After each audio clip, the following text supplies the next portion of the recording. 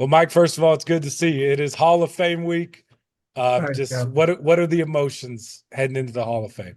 Well, you feel, I mean, obviously it's a great honor and I'm, awestruck and you happy and just and then thoughts go through your head like, all the people that got you here, because it's got a little unexpected for sure, but there's just so many people, so many players, so many teammates, so much family that got me here. So it's I'm in awe of them actually. Is it emotional? What are the feelings like? It goes, it's like everything else. It's like winning a big game. It is emotional. Just really proud to be able to have a career where it was so rewarding and then it topped off with this, which I couldn't imagine, made it even more special. But it's a great time. It's a great time to revisit all the connections for the last 60 years. Do you hear from everybody? Does your phone Yeah, just not more stop or less. and Yeah. the stories just keep coming back, right? Yeah, then you're right. I'm sure some of the people have heard them about 1,000 times, but yeah, just a lot. Just and I have a lot overseas that I haven't Yeah. really been able to. 21 years in Milan or in Italy, um, so it's just a lot of good thoughts. Yeah. What does it mean to go in with Amari?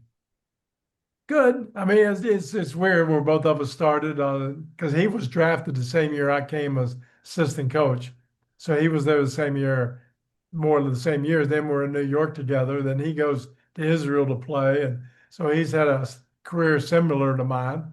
On the basketball talent level, he's a little bit higher than mine, but I'm really happy for him. He came a long ways, and Amari, the thing about him is that he worked at his game from rookie year on. He made himself a great player. How easy was it to just sometimes just get him the ball and just let him Oh, go down for let you? him I mean, let him let him cook. Uh, that was Steve's job. That wasn't my job.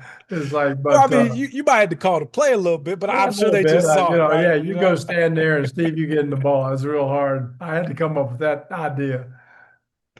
What was it like to coach those teams, Mike? You changed basketball, and your imprint is very much felt in today's NBA. What was it like to coach those Suns teams that seem to be now so ahead of the times? I mean, it was some heady times just because that's where I got my start in the NBA, started getting some success.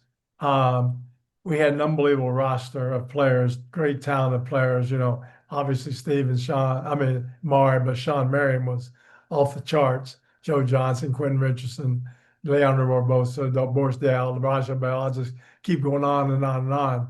Um, but it was, and then Phoenix is a great city. And just to be able to live there, have that success almost immediately when I started head coach. Um, and it was all put together by the Colangelos. I mean, they did an unbelievable job of filling out the roster, the team. Brian did a great job as GM. Loved his time there. And Jerry's been a friend and advisor for 20 years. And, I couldn't have done not even close to anything without them, but just a lot of great memories.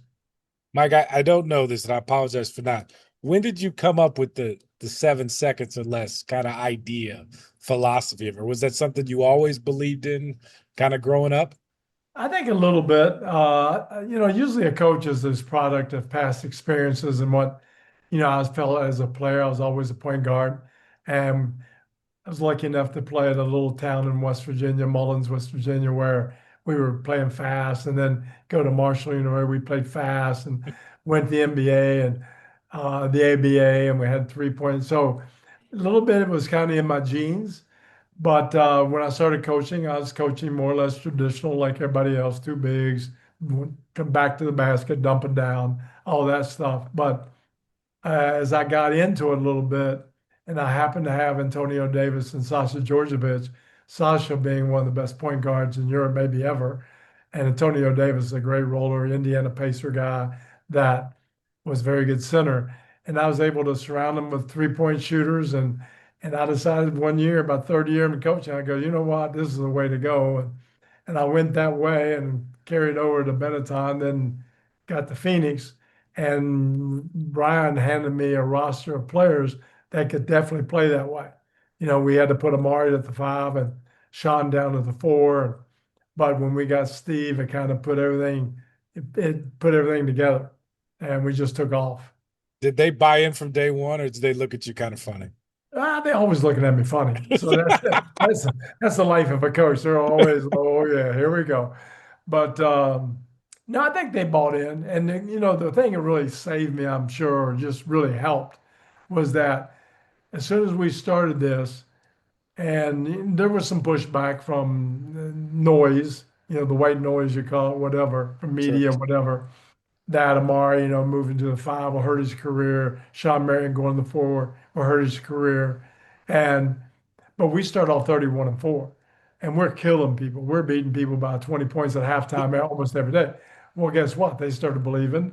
We started believing anymore, even more, and it just kind of ran with it, and it just kept getting better. And the only thing we're missing, we missed a ring in Phoenix, which really haunts me today because we were good enough to win twice, I think, at least twice. But it didn't happen, and that's it's the way basketball is. You win some and lose a lot. You ever get on to Robert Ory?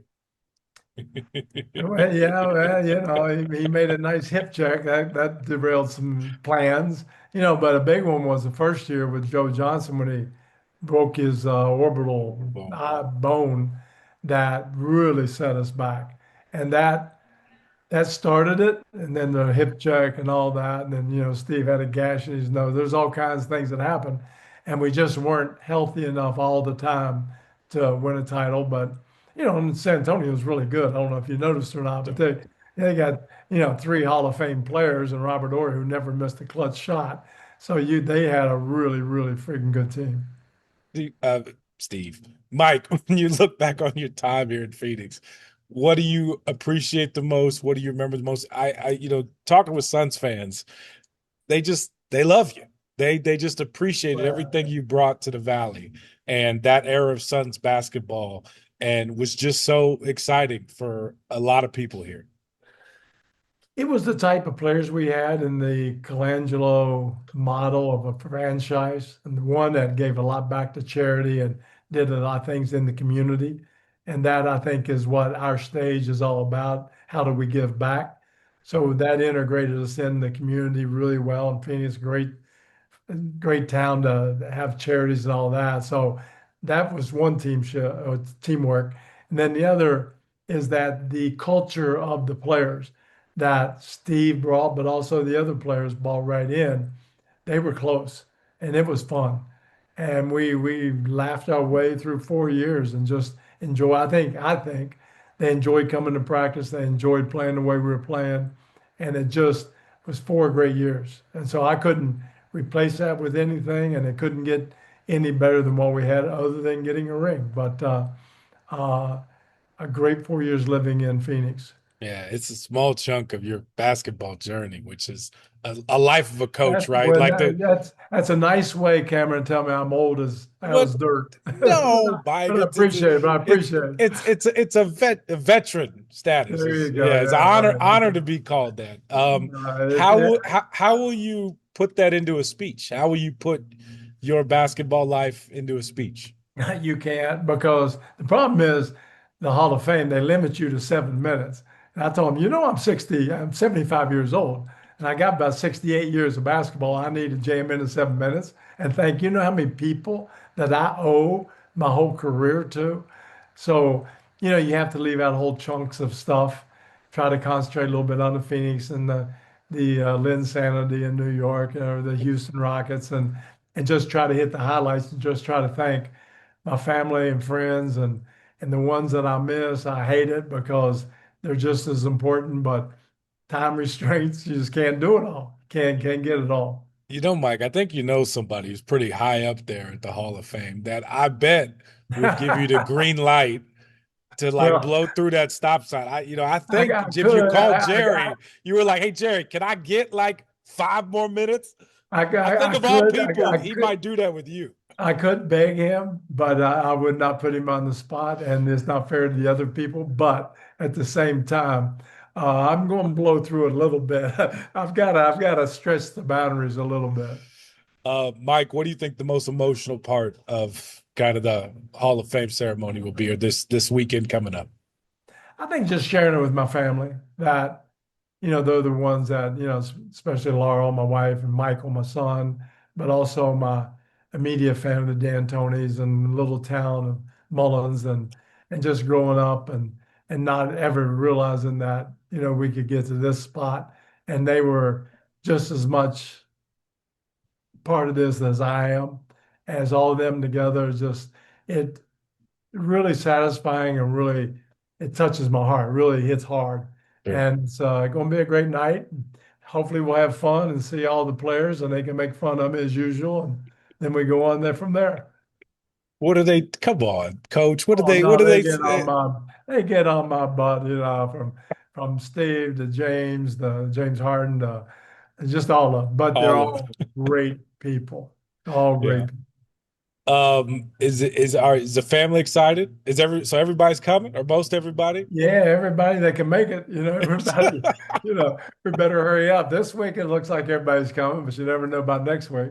But yeah, we got a lot of people, and again, I feel bad by not asking everybody because Sure. I have, so many can come, but it should be a great night.